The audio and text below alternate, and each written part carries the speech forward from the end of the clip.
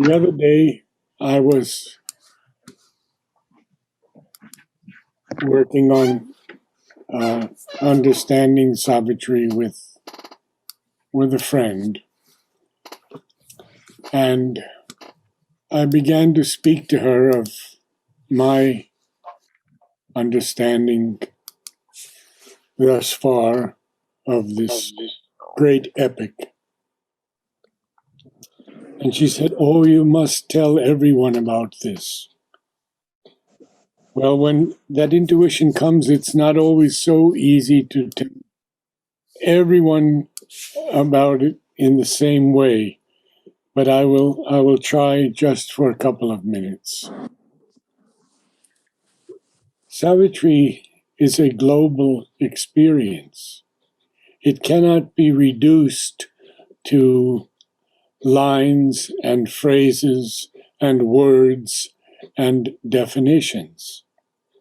They are all, no doubt, a part of it, but even more, what is behind them is this genius of a divine poet who has received from the highest realms the word, the actual word.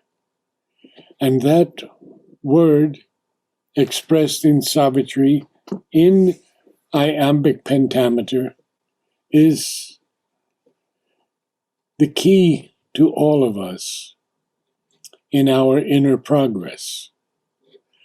But the word also contains music, and especially it contains rhythm.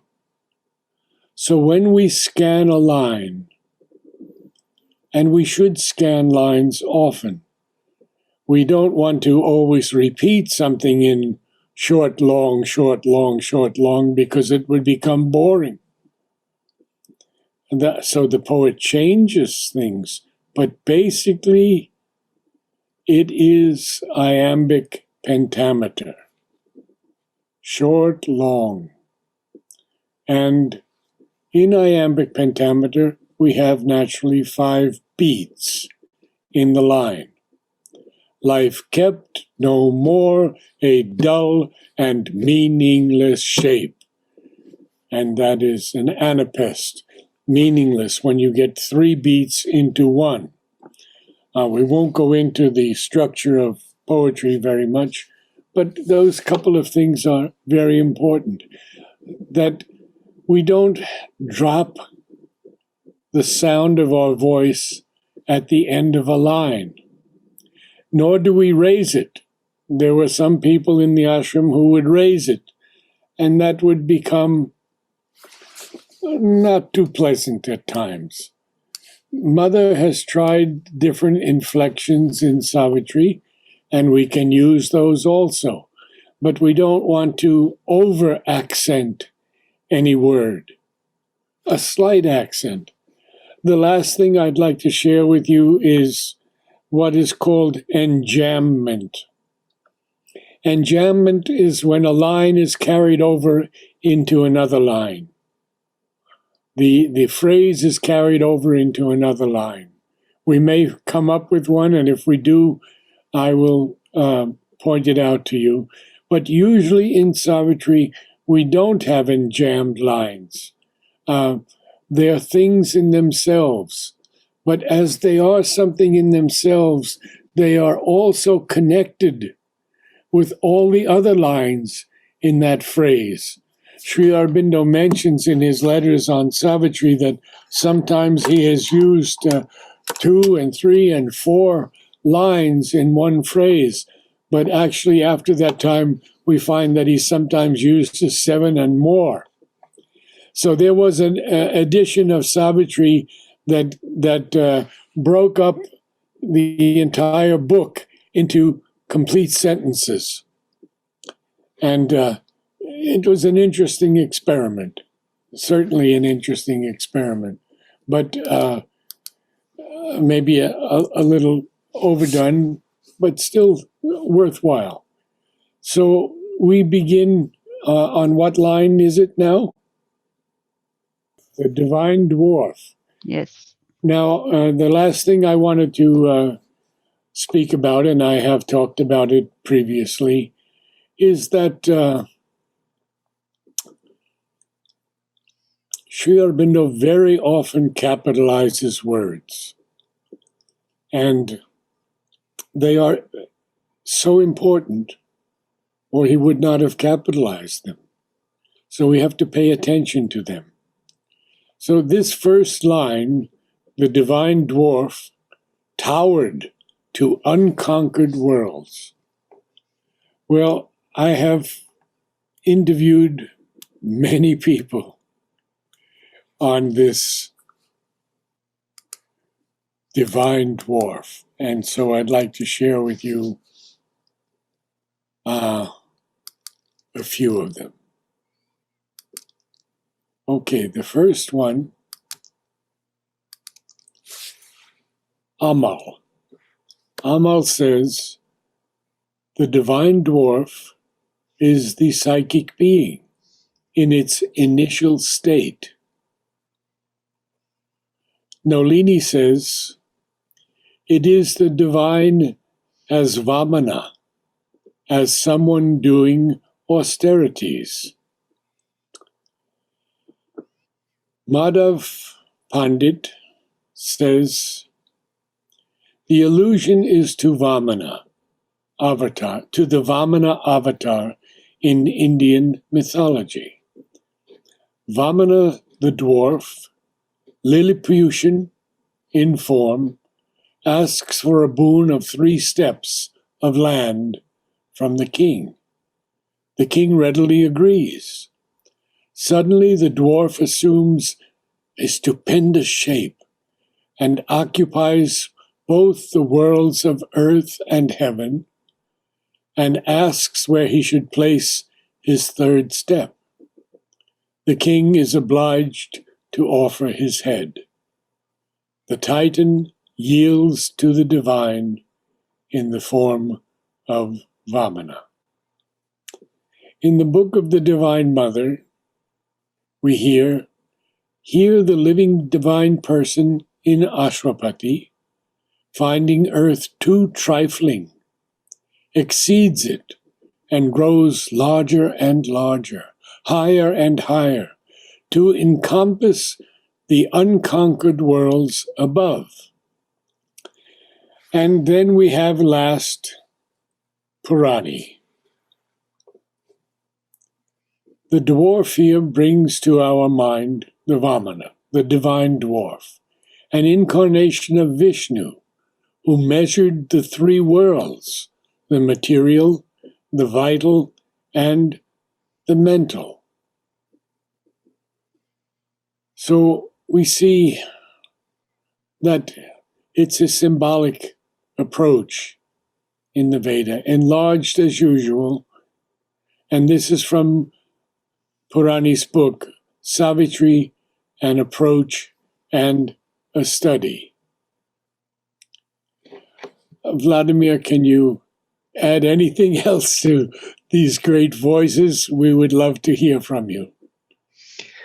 Well, it's a well-known myth, as we know, of Vamana, Avatara, who was born there and who asked for just as little as 3 steps of earth from the Asura who was ruling the world.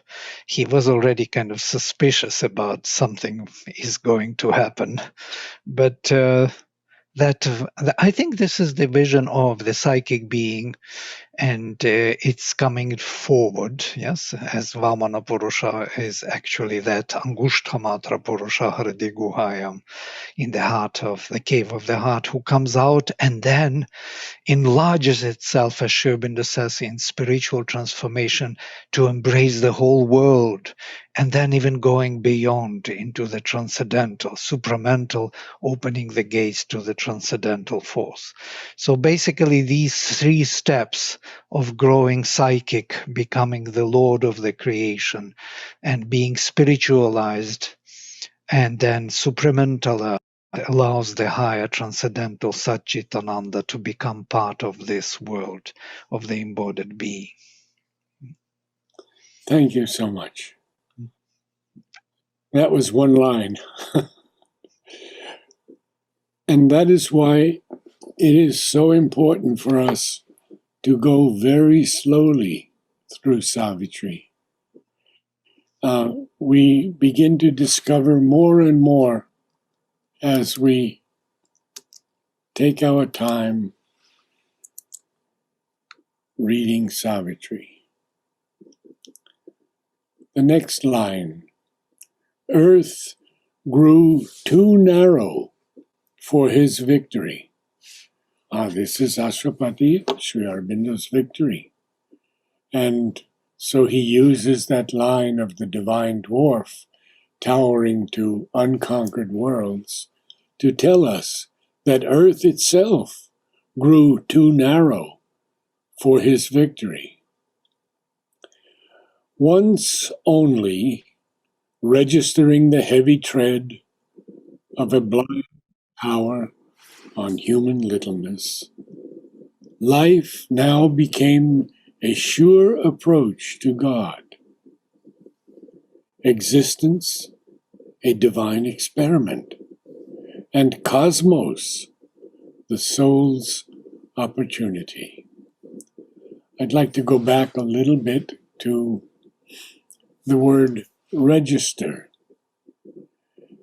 Once only registering the heavy tread. Well, registering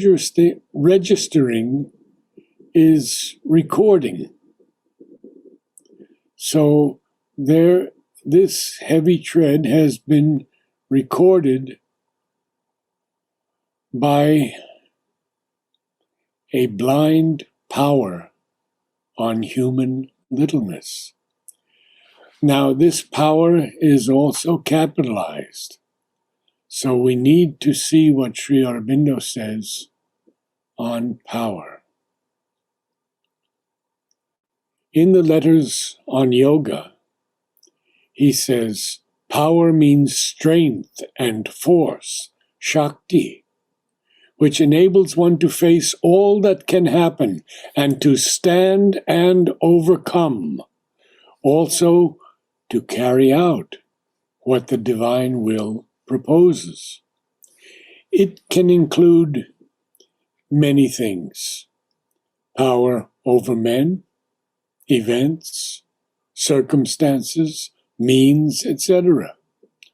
But all this not of the mental or vital kind, but by an action through unity of consciousness with the divine and with all things and beings.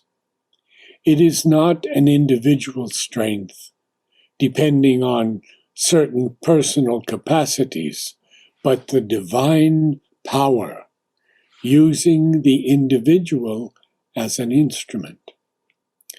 Mother tells us that the most usual form of power is control over things, person, events, forces. And then lastly, in the letters on yoga again, Sri Aurobindo says, the use of the word power has already been explained.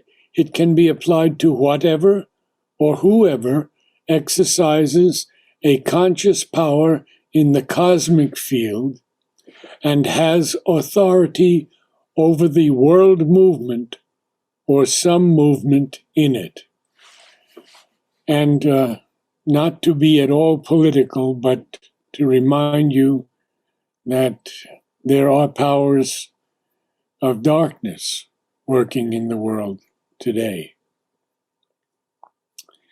We have to be aware of them, and we have to counteract them with the purity of the divine force within us. Change cannot happen unless we change. Now, we continue. The world was a conception and a birth. of spirit in matter into living forms.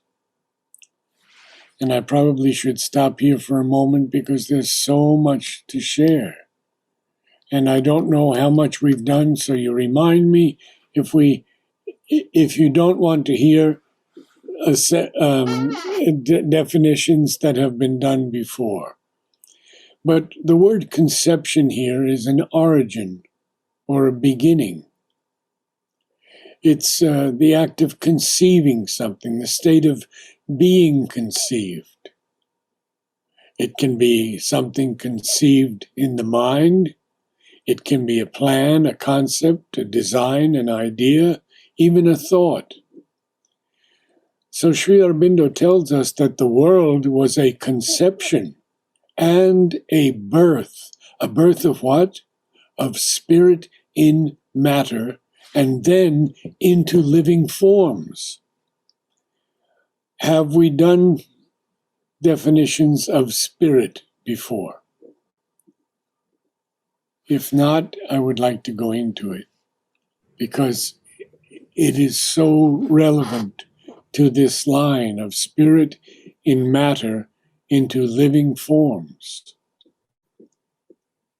Sri Aurobindo writes, again in the letters on yoga, the spirit is the consciousness above mind, the Atman, or self, which is always in oneness with the divine.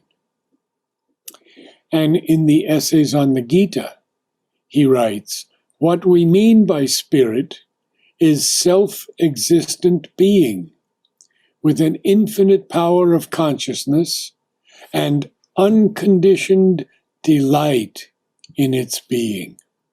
Oh, how beautiful. And back to letters on yoga. The spirit is an essential entity or consciousness which does not need to think or perceive, either in the mental or the sensory way, because whatever knowledge it has is direct or essential knowledge. In the Life Divine, he shares with us, spirit is the soul and reality of that which we sense as matter. Matter is a form and body of that which we realize as spirit. So powerful, so very powerful. I'd like to read it again. Spirit is the soul and reality, that is S-O-U-L, soul and reality of that which we sense as matter. Matter is a form and body of that which we realize as spirit. And in the human cycle, he says, the nature of the spirit is a spacious inner freedom and a large unity into which each man must be allowed to grow according to his own nature. And then in the synthesis of yoga, he writes, spirit is the crown of universal existence. Matter is its basis. Mind is the link between the two. Spirit is that which is eternal. Mind and matter are its workings. Spirit is that which is concealed and has to be revealed. Mind and body are the means by which it seeks to reveal itself. And just a few more. The spirit is the supreme being in his infinite consciousness, and the supreme nature is the infinity of power or will of being of the spirit. And then he writes in essays in philosophy and yoga, The spirit is the truth of our being. Mind and life and body, in their imperfection, are its masks, but in their perfection should be its molds. And lastly, in the Life Divine, he writes, spirit is a final evolutionary emergence because it is the original involutionary element and factor. I think we have done matter before. Have we defined matter before from Sri Aurobindo? Can anyone tell me? Yes, we did. Good, very good. And nature, well, let me go back a little bit because we want to make the connection properly. The world was a conception and a birth of spirit in matter into living forms. And nature, capital N, bore the immortal, capital I, in her womb. And nature bore the immortal in her womb. I think we've done nature previously also. That she might climb through him to eternal life. Oh, so beautiful.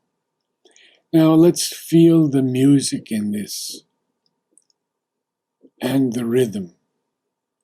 The world was a conception and a birth of spirit in matter into living forms. Well, you see, at the end of each line, and I've discussed this very often with Amal Kiran, there has to be the briefest pause, because each line, as I said before, is a thing in itself. So we say the world was a conception and a birth of spirit in matter. No, that doesn't work. The world was a conception and a birth of spirit in matter into living forms. And there was no comma there. The comma comes only after forms.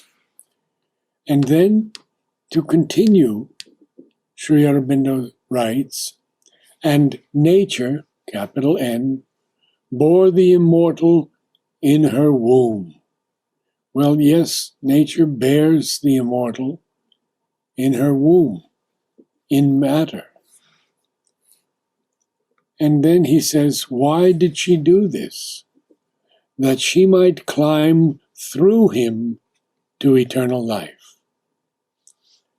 And now we see what happens in this extraordinary canto, the yoga of the soul's release.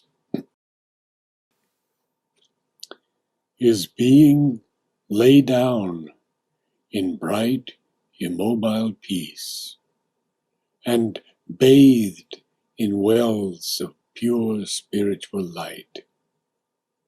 It wandered in wide fields of wisdom self, lit by the rays of an everlasting sun.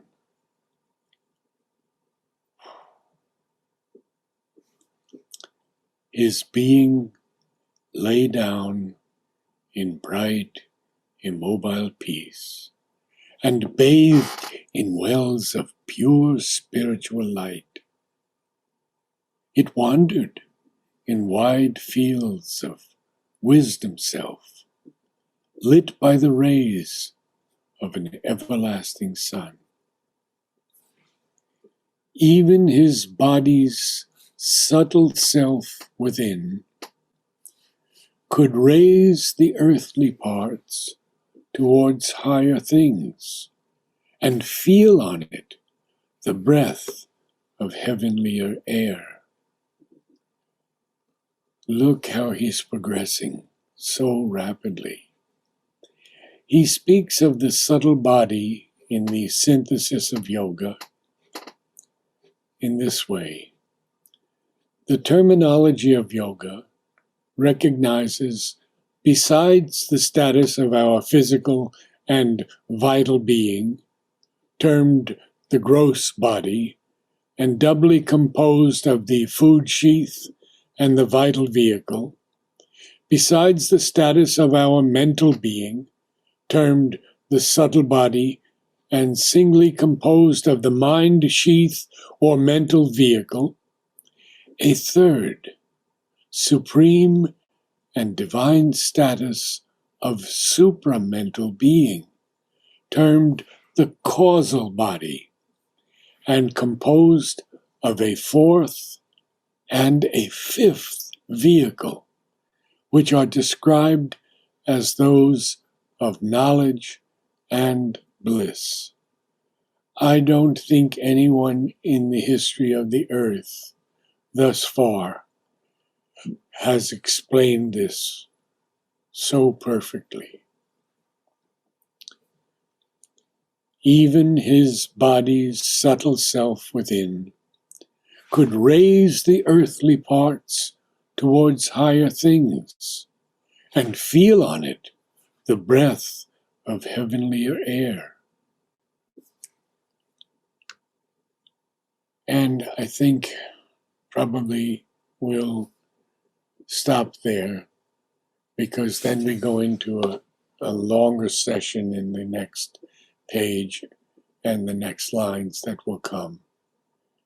If there are any questions, Vladimir and I will attempt to answer them.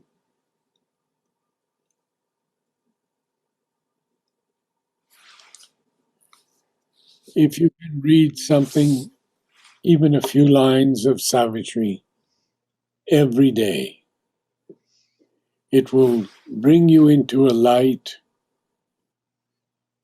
and an understanding that will grow almost exponentially in your consciousness. Because Mother has been very clear about this, and I could just take a moment to tell you that she has said that we should read Sri Aurobindo not by reading all of his works, but by subject. So you can read what he has said on the vital, on the physical, on the mind. And this is what I have tried to do in my, excuse me, but rather humble presentation of Savitri.